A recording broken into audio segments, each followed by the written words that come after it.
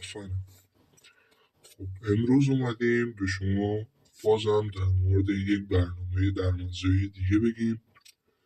اما این برنامه چطوره؟ بریم.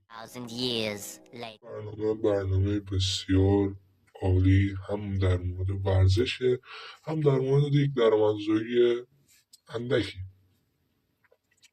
ما اسم این برنامه هست رای کوین. یعنی چی؟ یکی از ارزها ما وارد برنامه نصب میکنیم، واردش میشیم. خب اینجا من اسم مستعار رو جعلی وارد کردم، این اسم خودم نیست، محمدی. ما اول پروفایل خودمون رو درست میکنیم. افتخارات من تا حالا شرکت نکردم،